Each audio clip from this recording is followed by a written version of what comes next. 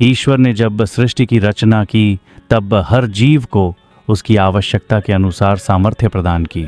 पक्षियों को उड़ान मिली, पशुओं को बल मिला, परंतु मनुष्य को जो सबसे अनमोल उपहार मिला वह था बुद्धि, विवेक और विचार विमर्श की शक्ति।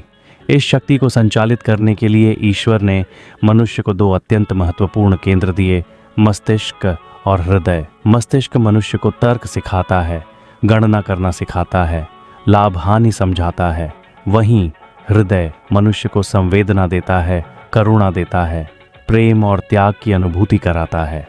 मस्तिष्क प्रश्न करता है, मुझे क्या मिलेगा, और हृदय पूछता है, दूसरे को क्या चाहिए। यही दोनों के बीच का मूल अंतर है।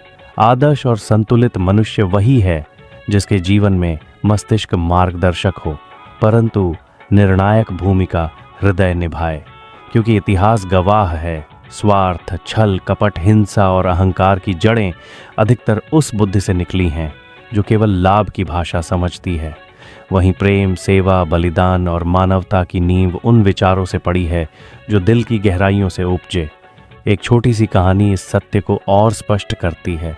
कहा जाता है कि एक बार एक राजा ने अपने राज्य के सबसे बुद्धिमान व्यक्ति को बुलाया और पूछा, मनुष्य को सबसे सही निर्णय कौन सा अंग देता है, मस्तिष्क या हृदय?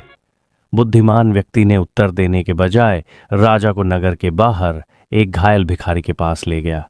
फिर राजा से पूछा, बताइए, इसे बचाना लाभकारी है या हानिकारक? राजा का मस्तिष्क बोला, इससे राज्य को कोई लाभ नहीं। पर उसी क्षण राजा का हृदय पिघल गया। उसने भिखारी को उठाया, उपचार कराया और आश्रय दिया। बुद्धिमान व्यक्ति मुस्कुराया और बोला, महाराज, यदि आज आपने केवल मस्तिष्क की सुनी होती तो आप राजा तो रहते, पर मनुष्य नहीं। यही सत्य है।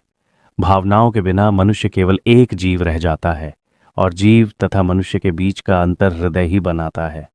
दिल से निकले विचार कभी भी विनाश नहीं करते, वे सृजन करते हैं। वे जोड़ते हैं, तोड़ते नहीं। आज की दुनिया में सबसे बड़ा संकट संसाधनों का नहीं, बल्कि संवेदनाओं के सूख जाने का है। इसीलिए आवश्यकता है कि हम अपने भीतर के शोर को शांत करें, मस्तिष्क की गणनाओं से ऊपर उठें और हृदय की आवाज़ सुनना सीखें। क्योंकि जब मनुष्य दिल से जीता है, तभी वह ईश्वर के सबसे निकट होता है। याद रखिए, मस्तिष्क आपको सफल बना सकता है, पर हृदय ही आपको सार्थक बनाता है।